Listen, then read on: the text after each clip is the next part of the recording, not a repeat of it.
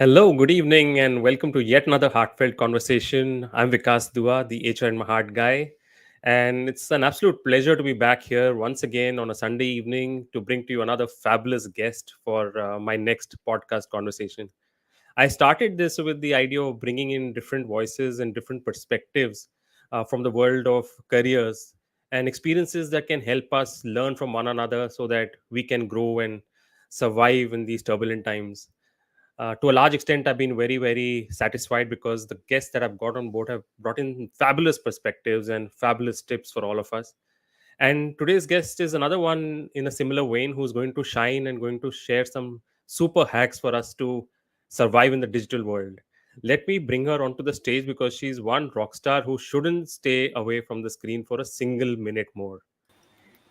Hey, Thank you Miti, what so much. Hello, thank you. Thank you so much for having me. I'm super excited. we are honestly, Miti, and I think I just want to share a brief anecdote with my audience, with your audience, to let them know how Yes. we got in touch and what I've seen about your journey. I will not share the profile because that's something they can go and read on LinkedIn Yes, at their of own. course. Of course. Of course.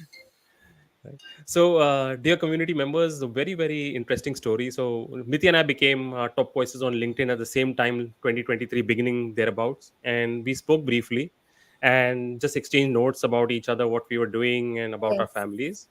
And Miti, even you don't know this because I haven't shared this with you. But fast forward to this year, I started my heartfelt conversations. I decided to bring in guests, and Miti's name was immediately right there on top of my mind. That's really sweet. Thank you. I'm so glad.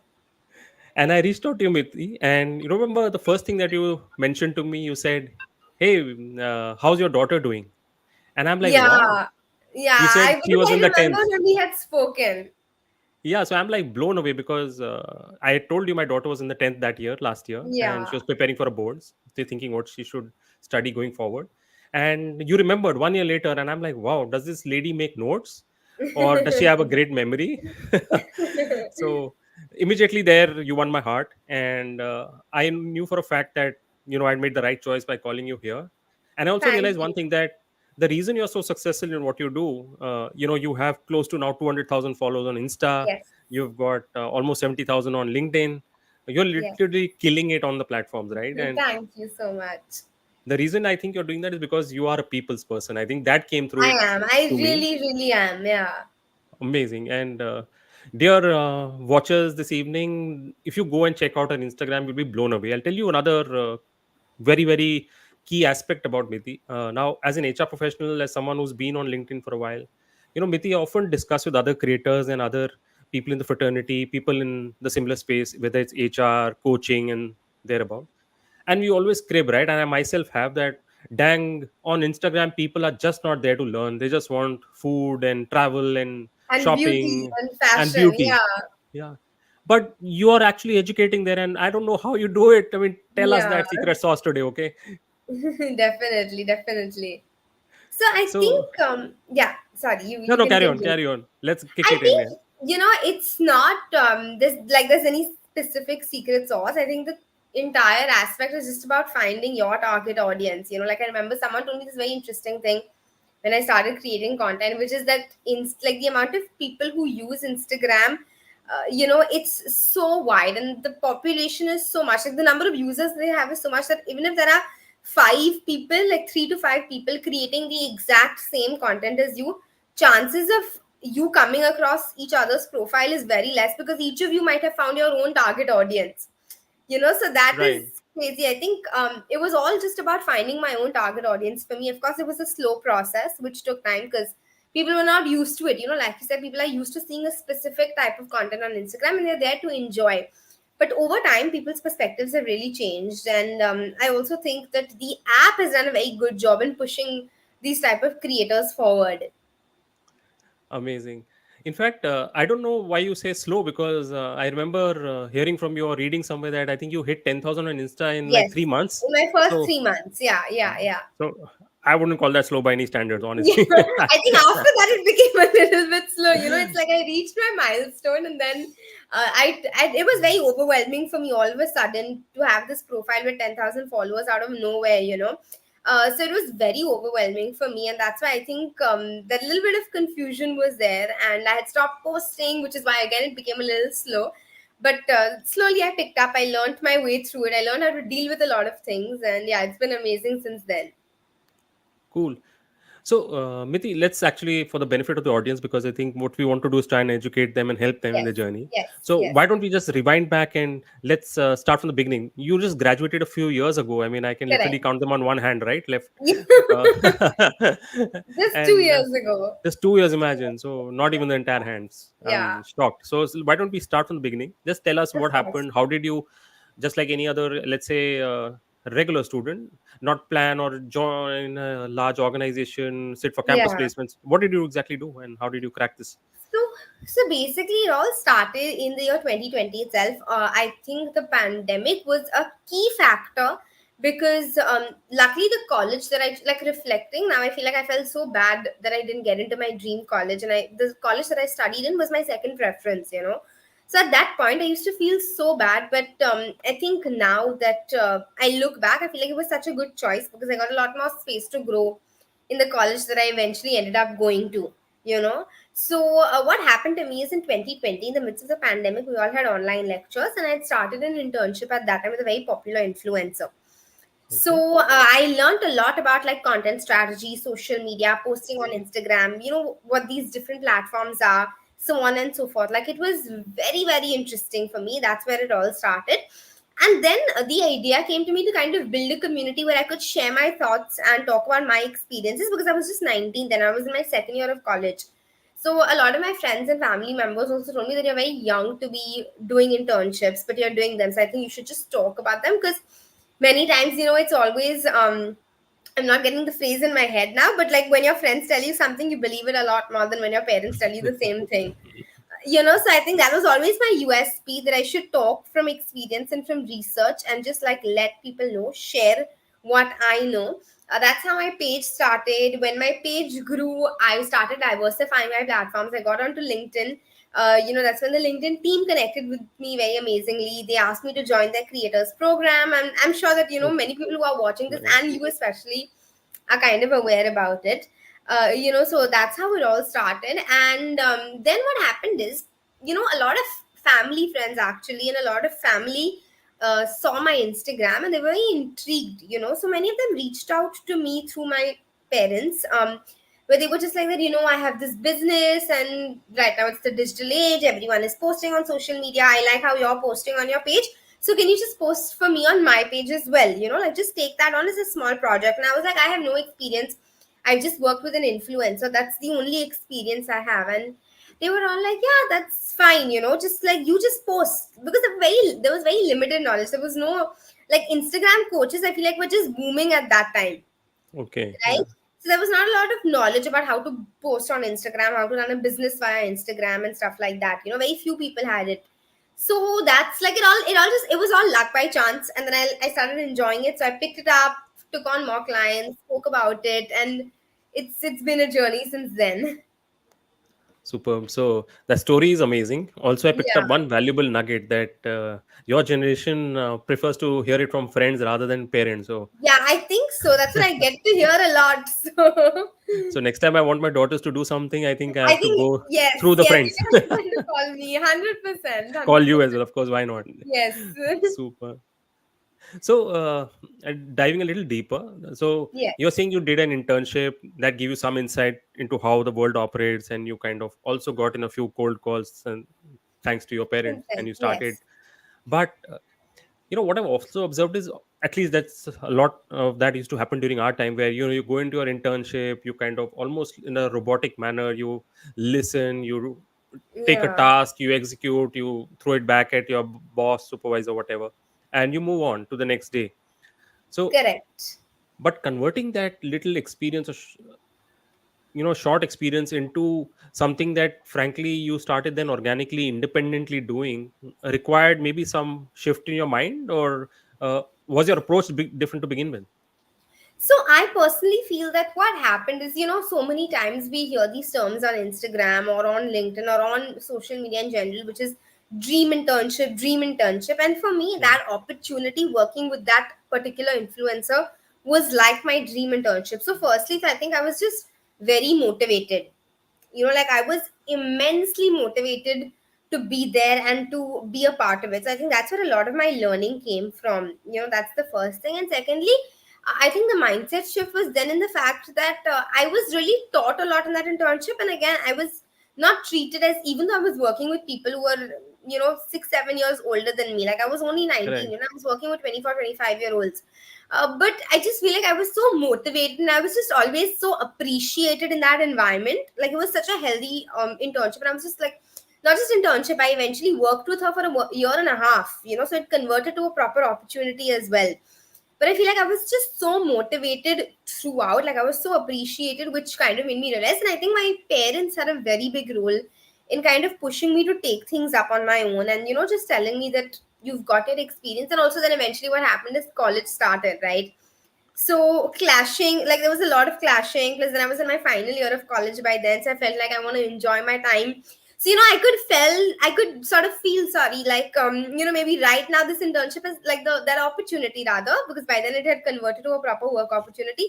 It's slipping a little bit out of my hands, because there was so much of conflict, and that's my parents who stepped in and said that you should be focusing on college right now because it's your last year. You don't want to regret this because you're still very young. So maybe Yeah. for now you can let this opportunity go, focus on college, handle these 1 2 clients, because this was all freelance. And again, by then, because I had worked with someone, like at that time I had already worked with her for a year, and then I continued for 6 months more, and we sort of parted ways. But at that time, because I'd already worked for a year, I kind of knew, like I understood work timings, I understood work boundaries, how to say no. Like it just starts coming naturally, because I could see my colleagues do it. I myself was taught how to do it. So I learned all of that. So I felt like, okay, freelance is something that I can manage, because again, freelance is they're available at a selected time, and you can sort of put in your boundaries a lot more. So that's where it all started, and that's, I think, that's my opportunity was so good, no, because I've gone on a complete different route. But I think the opportunity in the team was so good that then mindset shift came, that yeah, I can also do it. And then my parents kind of came in and pushed me to just start. Superb.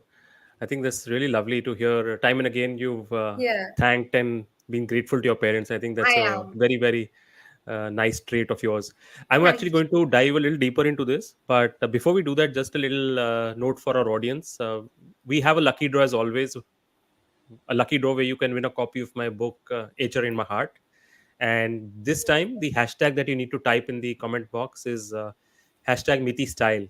And I purposely thought of this because Miti has an amazing style when she comes onto social media, when she presents herself on social media.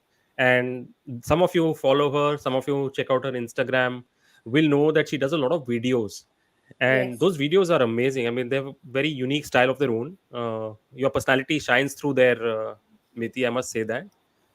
And as they say, the camera can actually peek into a person's soul. I Yes. think that really, really comes across in the videos that I see from you, because they're very genuine and they're very you. It's Yeah, not yeah, yeah. something I'm that, very. It's not. Yeah. it doesn't look like you sit and rehearse and No, have no, 10 no. takes to do one video. It doesn't come across like No, that for no, no, sure. not really. In fact, I think in the middle, like on Instagram as well as for LinkedIn, I had that phase where I felt like I should just do very professional videos. But then over time, I realized that these kind of professional edits, these professional videos is just not me, Hmm. which is why I was like, I'm going to switch to my normal style of content and edit my own videos and just do it in my own way. Awesome. Yes, So, carrying on the thread of understanding your journey and how you started, I'd also want to broaden the perspective a little bit to try and understand you and your generation a little better. So, yes. from a batch, for example, would more such young folks have tried to take initiative to go out on their own, start some ventures, uh, create? I think again, honestly, because I think the pandemic was really helpful in helping everyone in my generation do that, especially Hmm. people who are in their second year of college or maybe third. Like, so I was in a 3 year degree course. So basically, people who were in the middle, like you've not just joined college, nor are you in your final year of college. So your second or your third year, depending on how long your course is. I think it really kind of gave a lot of space to people. So basically, people who are 19, 20, to kind of just do their own thing, because when you're in your second, third year, there's not a lot of pressure in college, because you're not like immediately graduating, nor is there a lot of nor are you like very new, because it's not your first year, so I think that really played a role. And I have seen a lot of people my age and a lot of my friends who started their own ventures at that time, their own small businesses, their own Instagram pages, their own projects, which was very interesting, because you just like we just all had so much time on our hands. There was so much happening. There was so much of influence of the West also, like, because this whole digital media culture really took over in 2020, 2021. Yeah, Now, like, one could say that it's slowed down, wherein consumers or viewers are becoming smarter of the content that they consume. But at that time, everyone was loving everything. Everyone was seeing everything. Like, because again, people were at home. There was a lot more time on our hands, you of know course. so, and I'm sure you relate, because I know you mentioned that your book, you just told me it was through the pandemic, like it Correct. was exactly then. So I really feel like that played a very pivotal role, and because of that, a lot of the people around me started their own things, and not just girls. Sometimes I think we have this notion that small businesses are like these bracelets or jewelry and stuff, which only girls do, but not like that. Like, it wasn't like that at all. So many of my guy friends, so many of cousins that I have, they all just picked up on doing different things. Wow, what a lovely note to hear. In Yeah. fact, we have a question along similar lines, because while you mentioned that the pandemic allowed you to experiment and exposed you to a lot of the digital world and managed to give you some direction, the fact is that there's no pandemic, luckily, touch wood, right now at Yes, least. that's it. Yeah. And for someone like, let's say, Hansla, who wants to maybe jump into this world and create something of his or her own, where should one start? Any top of the mind online ideas? So I think online ideas, like I read the comment which said that, you're probably looking for business ideas for Gen Zs. And I think right Yeah. now, what's happening is everyone again is so involved in this full digital space, and, also upskilling, like, people are understanding that. And people are also really looking at gathering a lot of practical experience, so I think one really good online business idea is just kind of maybe putting together a platform where you can connect younger students to mentors. That is something that would work well with the right sales, the right promotion tactics. I think that is a great online business idea. Another great online business idea is like what I am doing, providing services, whether it's consultancy for social media, for copywriting. That's another amazing idea. Third is ghostwriting. Today is such a big online business, Wow. again, for the Gen Z or for people around that age gap, because everyone is looking to build their personal brand today. Everyone my age has realized it, or maybe even people 2 3 years older than me have realized it, like, so I think providing those ghostwriting services to them, telling them that you can write for them on LinkedIn with the help of AI is all great. So I think anything that has to do with helping people build an online presence or helping people learn more, of course, I'm that type of person, so I always think in that direction. That's a great business idea, online business idea. Wow, I've never heard someone share business ideas so openly and freely. And thank you for that. Hansla, Yeah. I hope that answers your question. And while you do that, I have a very, very heartwarming, touching comment to share on the screen. Thank you, Vipul. You're so bang on about that. I see my own energy today is much more positive and higher thanks to you, Miti. And I think Thank he's you. also kind of completely agreeing to that as well. Thank you, Vipul. He's a regular watcher of Nice the to know. podcast. Amazing. And he's also won the book earlier. So I don't know whether he's competing again. But Wow. That's we do nice. have Angelina. We've got Jaffer, who also already commented. Yes. So hoping for more people to jump in and try and win the Yeah, lucky they can uh, get this book. draw. Yeah. Cool. So, Miti, I also want to dive a little deeper and try and figure out. So, you started on your own. I'm assuming you started from your home, from your Yes, from my laptop, bedroom, exactly bedroom. sitting here where I'm sitting right now. Super. So, and I know now that you have people working with you, you have a team, and you work out of office. So, how did that journey proceed? And at what stage did you realize that, oh, I need extra pair of hands and legs? I need some more brain power. I Correct, need correct. some more space. Run us through that journey, because as a startup founder, you're starting to see some revenue, but you Yes. also want to kind of save it. You want to, enjoy it, but then you need to invest. So how do you make those calls? Yeah. So I think in terms of working, like in terms of my remote working aspect, so I work remotely, but I also work from office a couple of times, so it's like a hybrid mode. That is the Okay. first thing. And second thing is, I think in terms of hiring my team members, again, what happened is I was in my third year of college now, I like college exams were coming up. I had by now from two clients, I had progressed to three to four clients, and my idea was just how am I going to prepare for my final graduation exams with all of this. And again, that is a very big deal, of course, because it's your fine, like it's okay if you get KTs in other semesters sometimes, but this it's your graduation at the Mm. end of the day, which is going to show in your convocation and stuff. So I was very stressed about it. And that's when I think, coming from a business family, my parents really gave me the insight that, so basically what happened is, in that moment, for those 2 months, I thought that I'll just tell my clients no and tell them, it's okay if you don't pay me, but I just need to take a break for 2 months because I just need to focus on my exams. That's the kind of mindset that I had. But then my parents stepped in and said that, don't do that. Instead, just get an extra set of hands. Just hire someone who will do the work for you, wherein you do the coordination. So again, I think that came from the fact that I knew I had to focus on my exams, but I also felt like maybe I don't want to say no to my clients. Which is why I had my first hire at that time. And I think over time, even from all the videos that I've watched, because I consume content very actively, and books that I've read, it's always had one principle, which is you can only grow by you can only scale what you're doing by kind of I'm again not getting the word in my hand, but by kind of delegating the work. That's the word, You can only scale once you delegate. So I used to see all these beer biceps videos and Rajamani videos, and they all said this. And that's when I just felt like, okay, maybe I should just get one intern on board.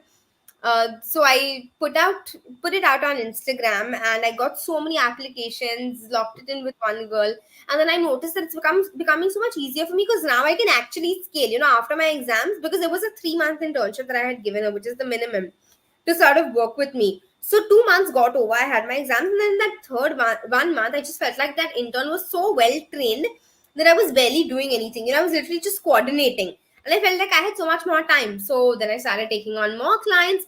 And then I realized that if I really want to scale, I have to keep hiring.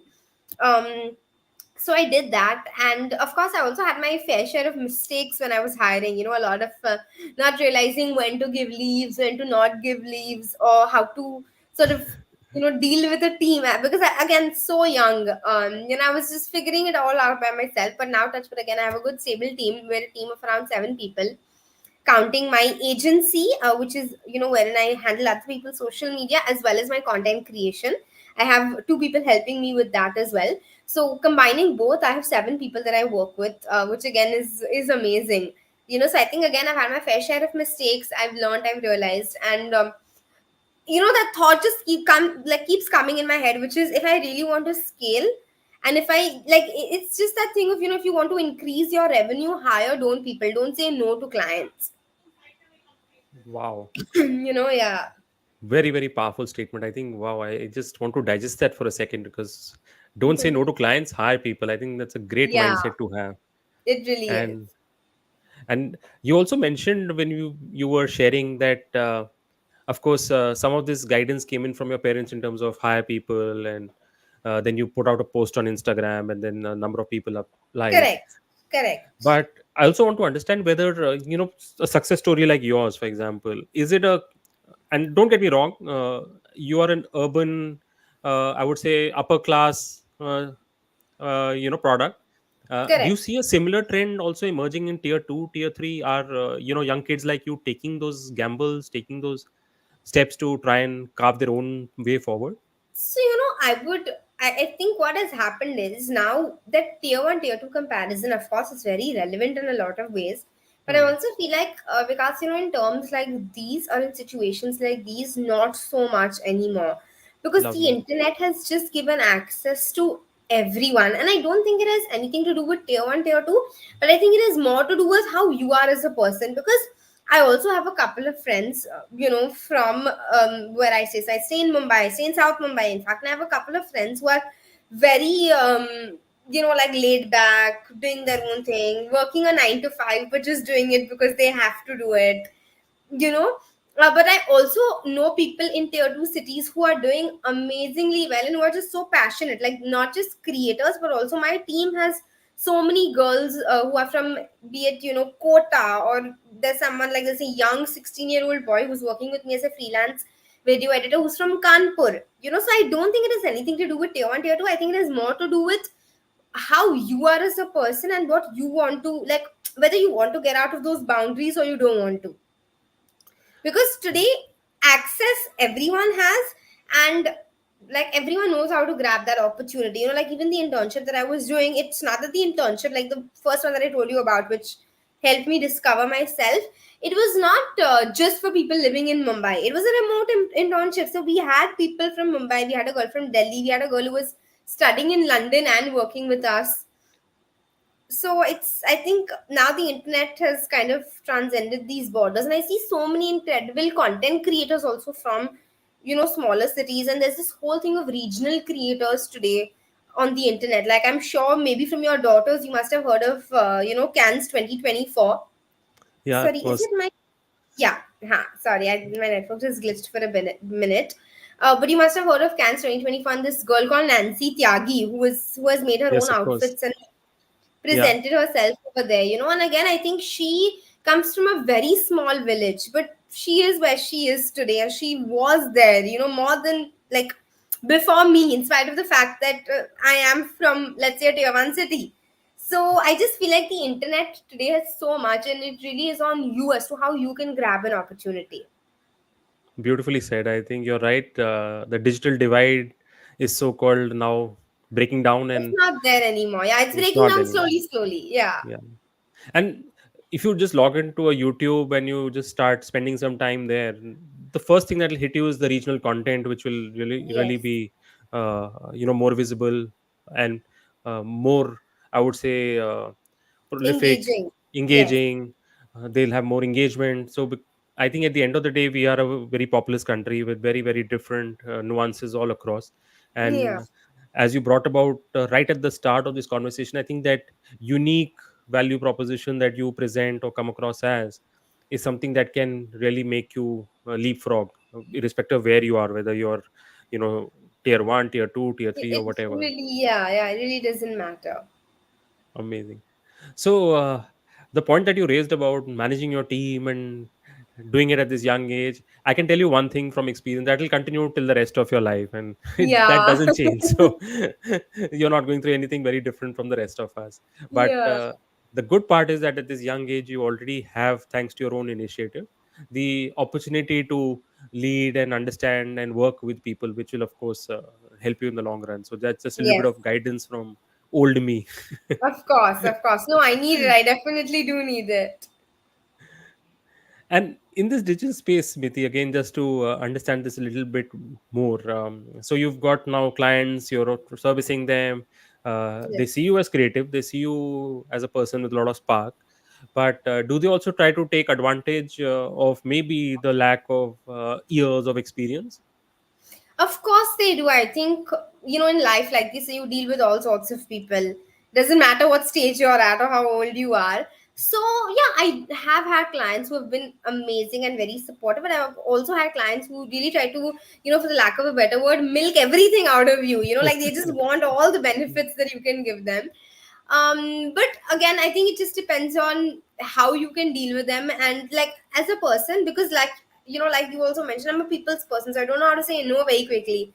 So I'm not Yeah. the type to just draw my boundary very quickly and be like, no, I will not work with you anymore and stuff.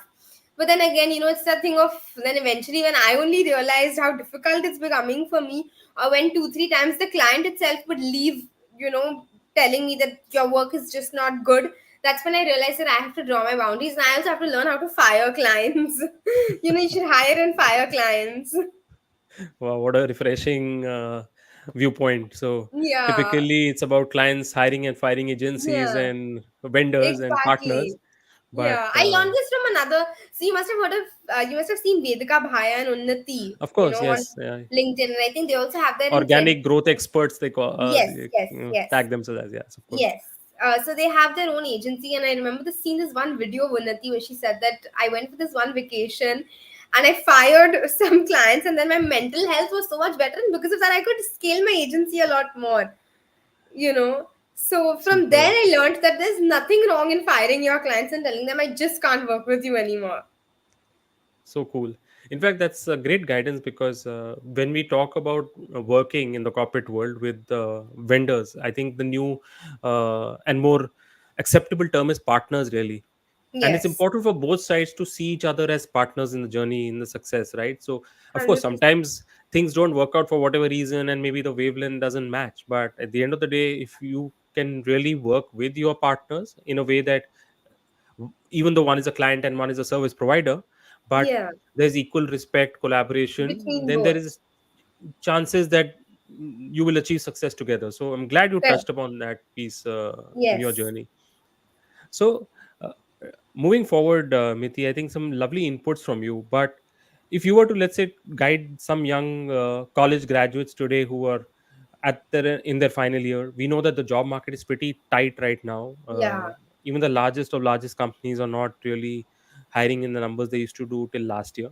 What would be some of the guidance that you would give them? Any enablers, any tips that could help them? I think I would just say that don't wait for the opportunity to come to you. You know what happens is sometimes when you're just out of college, because again, I've been there, or when you're in college, you feel like you just want to work with the best companies, or you just want to work with the top, but that's not the Yeah. case. I think while there are a lot of MNCs who are going through so many sort of hiring crises. Again, I think you would be the correct person to sort of talk about to this. But there are so many startups and small businesses that are hiring.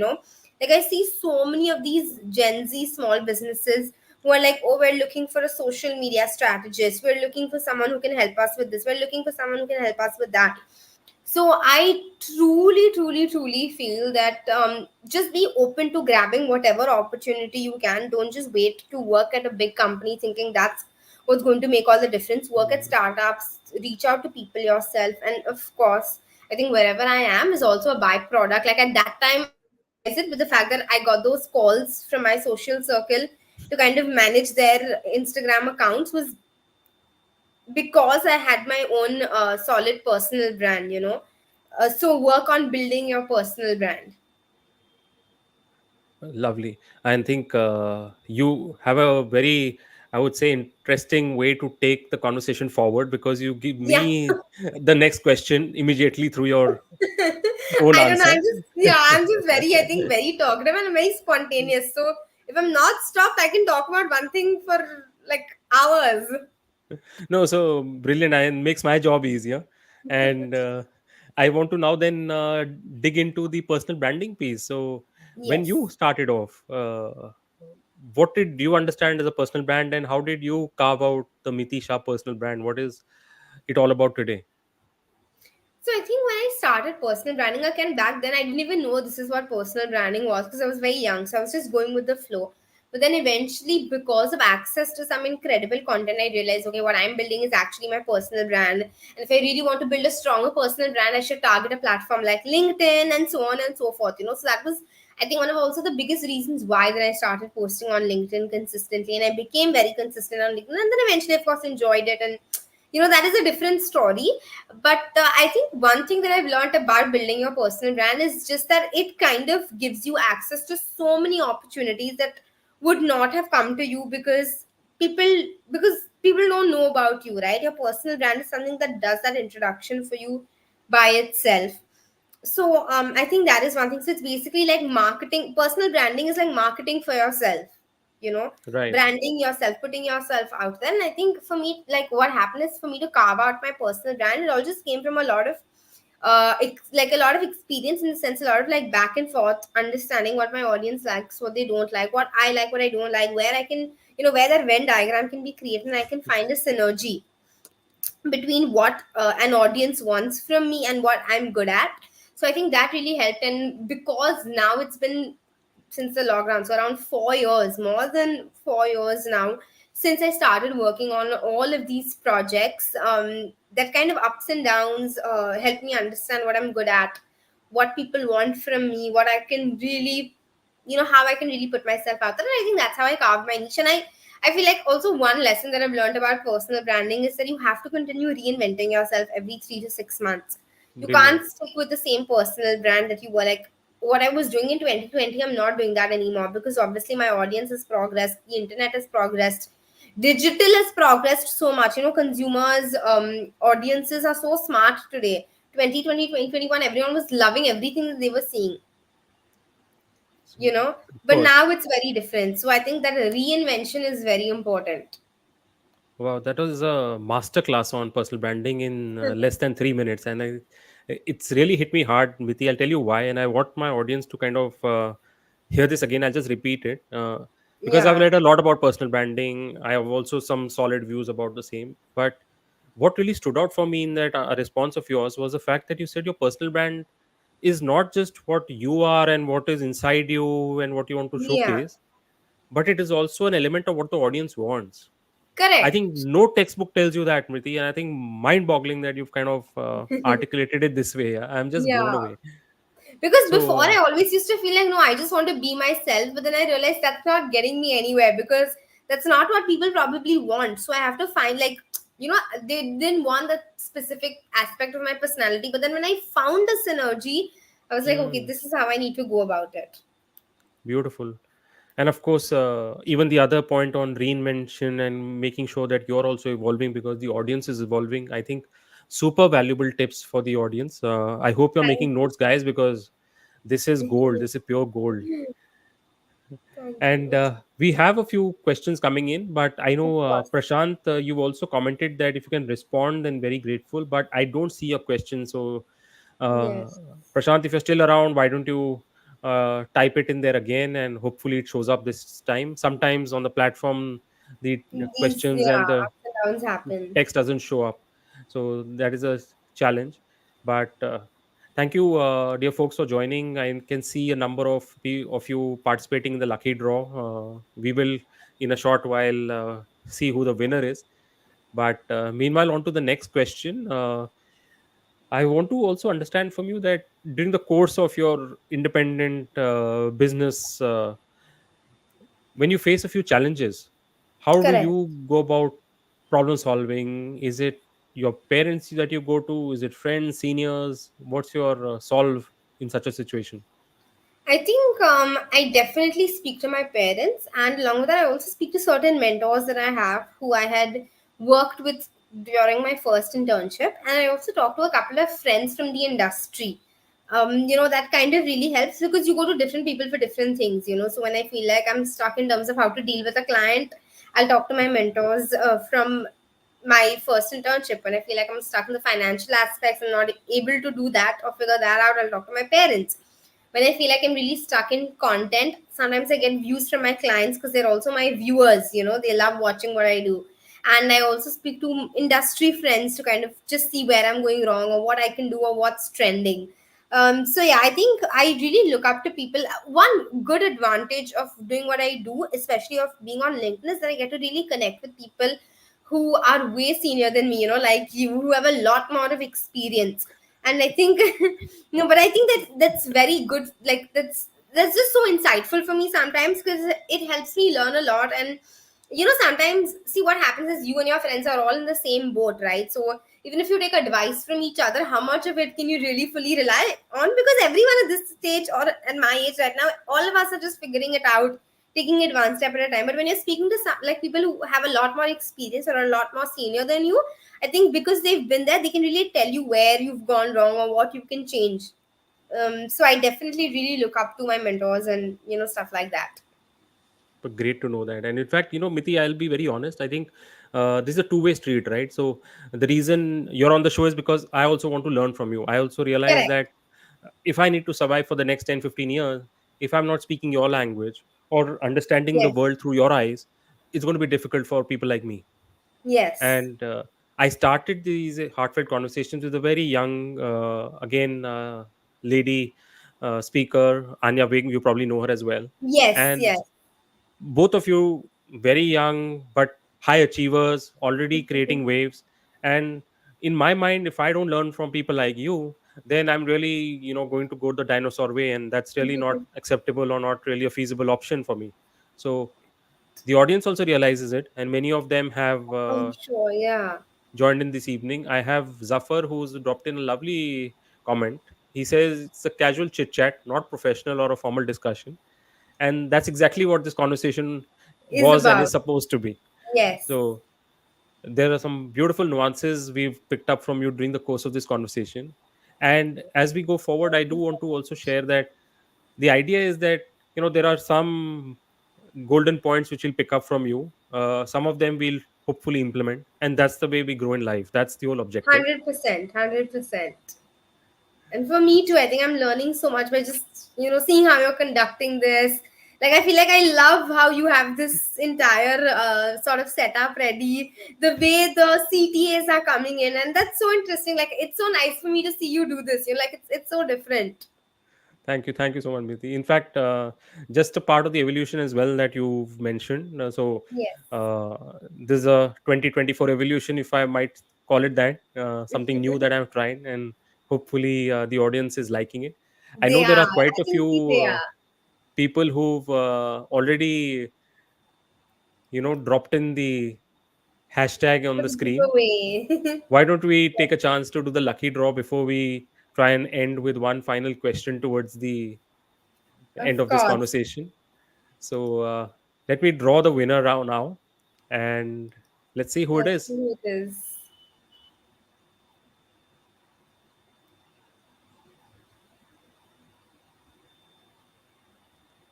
Oh, Wow. Angelina. Yeah, Angelina. Congratulations, Angelina. So either you can drop me in a note on LinkedIn, or I will drop you in a note. But we'll figure out how to get the book across to you. Thank you so much for participating, and thank you to the others as well who participated in the lucky draw. Lovely to see, winner being selected through the system. No bias, no human intervention here. It's a Yes, fair yeah, world. this is, AI is just amazing. AI in this digital space. And Miti, this is something we spoke about, and I think there's a request coming in from Anish as well. you, you do you have a website? He can't find it, but yes, Instagram is where you can be found, right? Yes, you can find me. Yes, at Miti Shah 11. My handle is Miti Shah 11 on Instagram, and that's where you can find me and connect with me. Cool. So that's something that I think you must do, because again, like I mentioned at the start, Miti's Insta game is amazing. It's top class. It's Thank something you. very admirable, because to reach almost close to 200,000 followers on that platform is really commendable, It's, and I think you're doing a fabulous job there. So thank you so much. Thank you. the last question from my end now, Miti, before we close, unless there is an audience question that comes in, Of is course. how do you see this question? How do you see your business now scaling up? What's next for you? What's Miti thinking about few years down the line? I think what's happening is right now, I do see this market being a little bit saturated because there are so many agencies, so many content creators itself who are opening their own personal branding agencies, which is amazing.